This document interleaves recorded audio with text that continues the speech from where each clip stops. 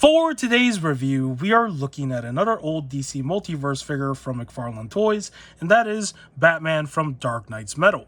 This is the battle damage version that was released many years ago as a Target store exclusive, and is essentially a repainted version of the original figure that was released in the Merciless build wave. Unfortunately, I do not have the original figure, so I can't do a comparison between that version and this version to point out the differences, but from what I can remember correctly, the key differences is that the version that we're looking at today resembles more of what he looks like on the comic cover that is drawn by Greg Capullo, and there is also one detail on this figure that is painted in that was not painted on the original version. That is all I remember. If I'm wrong, feel free to correct me in the comments below if you feel like doing so. And with that said, let's dive into today's review and let's talk about what is included with this figure. And of course, he does come with a data profile card, as you can see right here.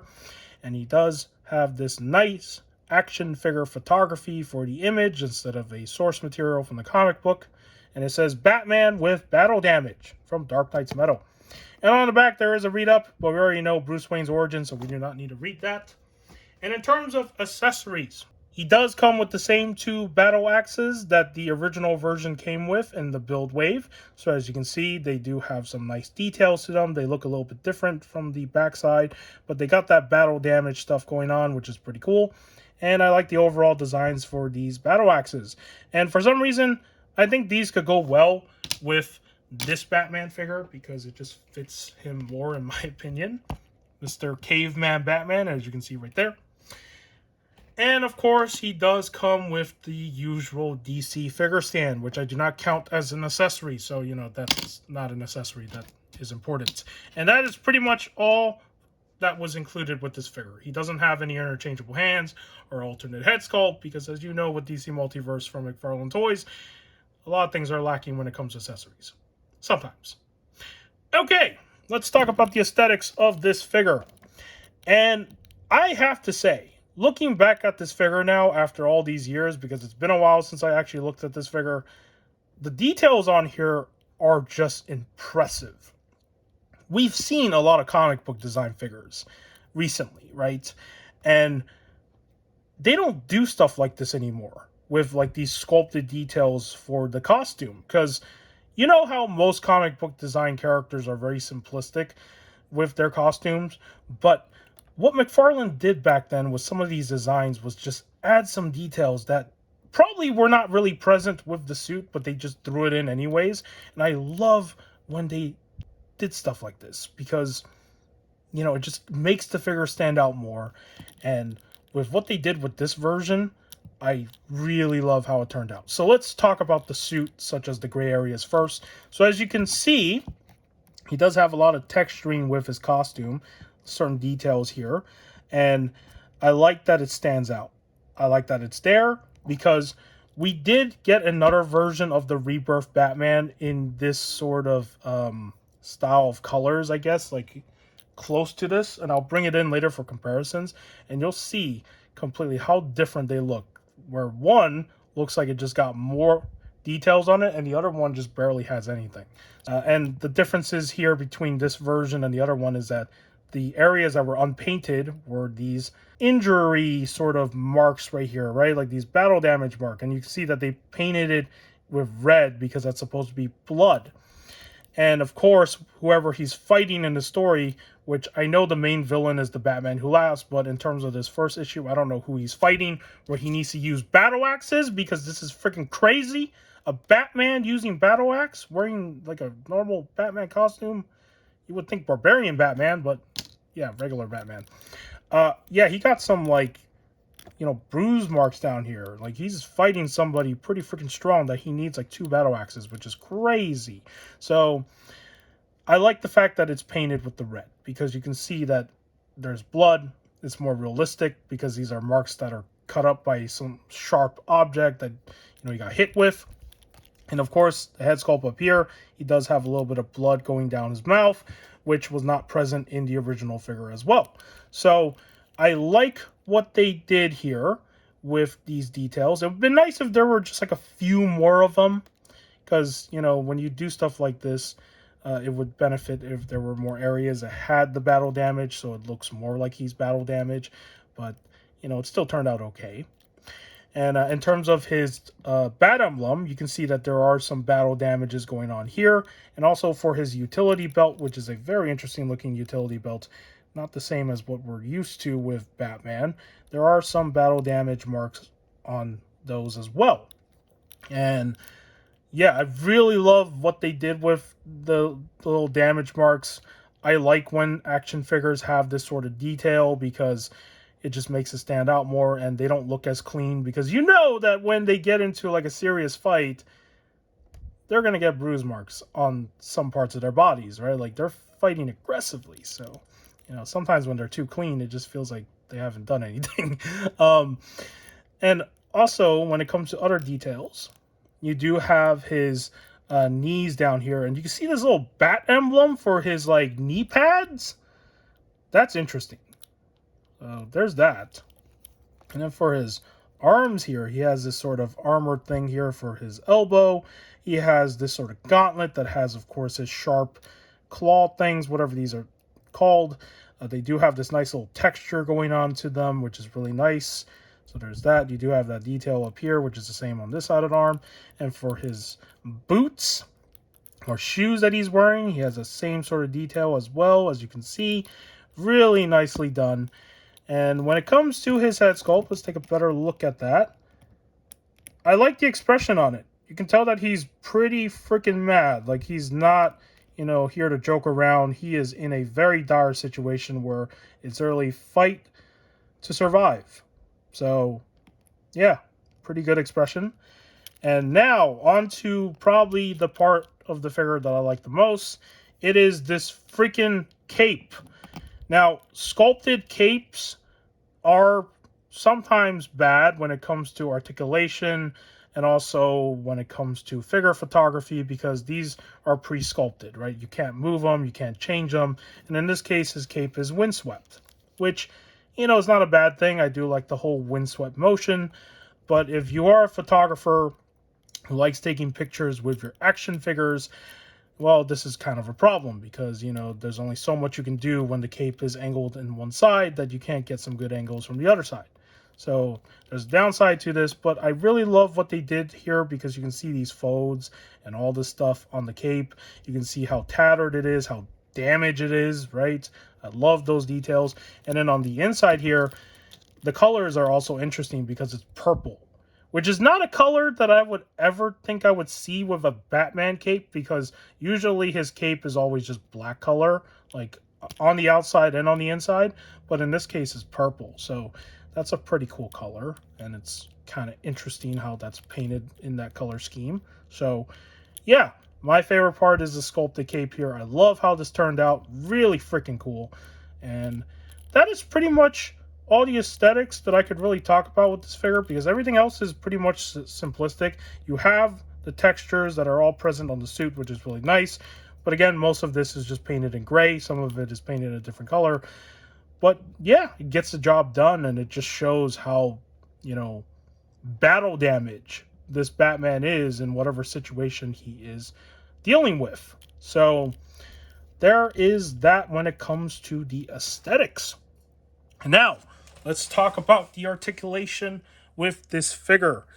So, as you can see, his head sculpt is, of course, one of those kind of head sculpts where most of it is articulated from the neck down here. So, when it comes to looking up, you can't really look up that much, which sucks. When it comes to looking down, he can look down okay, not the best, but it can work. When it comes to turning his head, everything relies on this ball peg underneath his neck. And in these situations, the best sort of articulation here would be to have articulation up here by the head as well. So a ball joint down here and a ball joint up here, because there are certain companies that have made figures where they have a double ball joint articulated neck with the head combo. So I don't know why Mcfarlane never does that with any other figures. They don't ever try that. But yeah, this is like the type of head sculpt that I don't like when it's all sculpted like this. And we've seen many other Batman figures that came after this one that also use this style head sculpt, which I don't like when they do this. I don't know why they do this sometimes. I don't understand the reason behind it, but there it is. In terms of his arms, this can go out a little bit into a T-pose. As you can see, that had a click noise right there because it's really freaking tight. And for a figure that's quite old in my collection, it still has very tight joints in some areas, which is really crazy. So you could do that. In terms of going upward, as you can see, it's going to run into the shoulder part of his cape. So you're not going to get much with moving the arms outward except for going forward. Going upward, not the best. In terms of double joints, you do have that for his arms. You do have the swivel.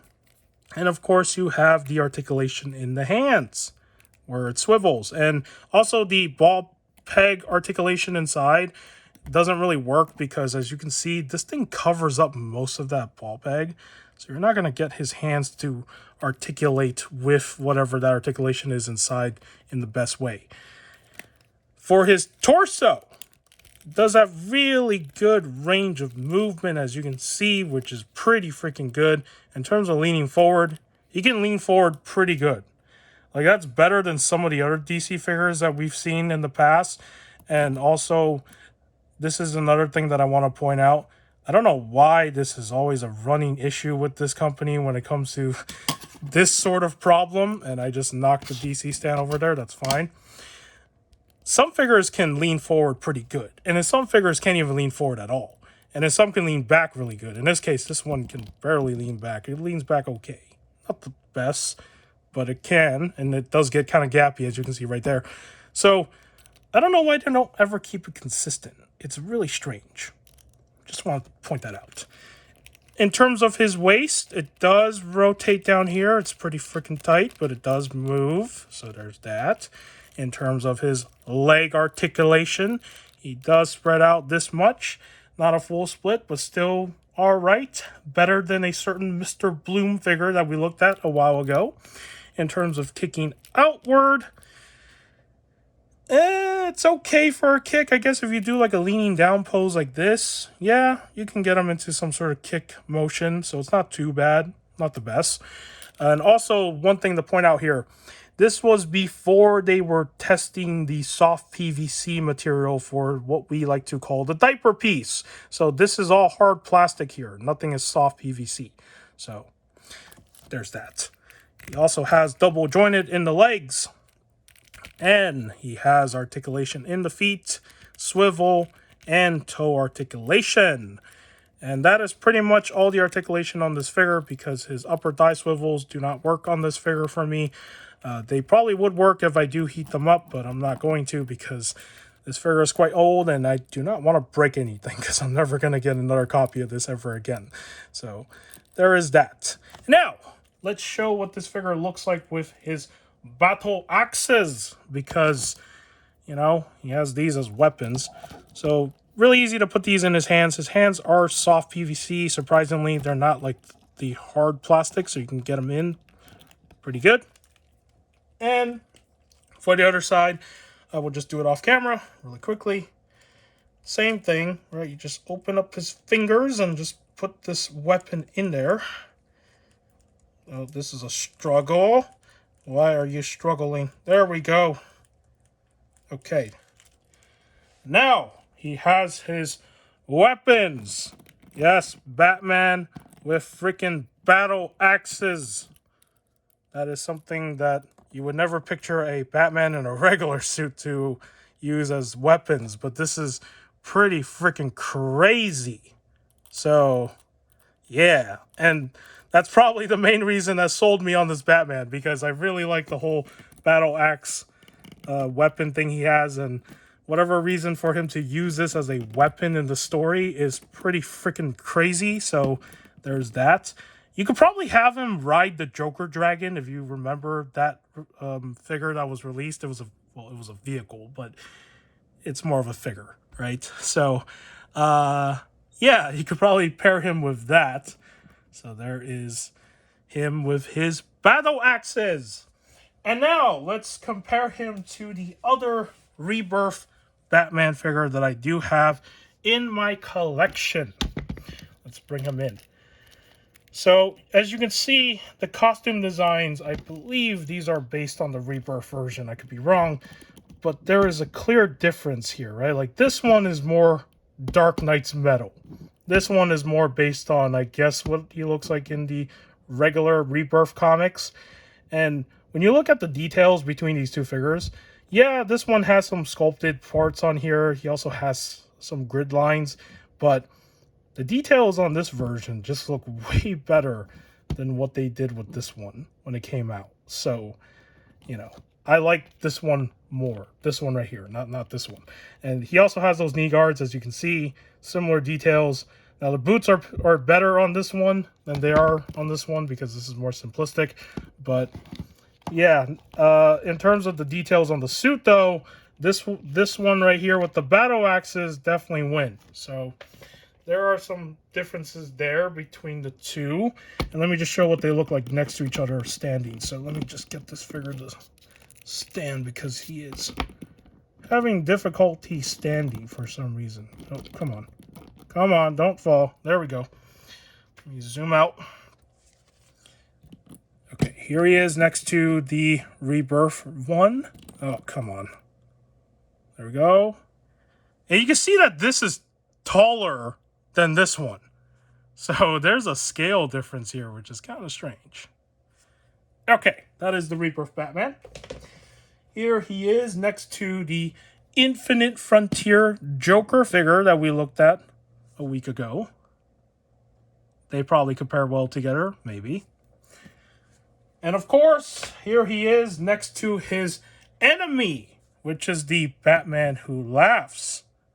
So, yeah, on the shelf, you can have these two fighting it out if you want to. So, that is pretty freaking cool. And last but not least, let's have him next to Superman from the Silver Age version. And I don't know if these two could go together well, because this one looks more, you know, old school, classic sort of look, or traditional sort of look, right? And this is more modernized, so maybe not the best combination, but there it is. If you found today's review on this Dark Knight's Metal version of Batman informative, do give this video a like. If you want to subscribe to the channel for more action figure content and whatever else I do on here, you can. You don't have to. In the end of the day, I make these videos for fun.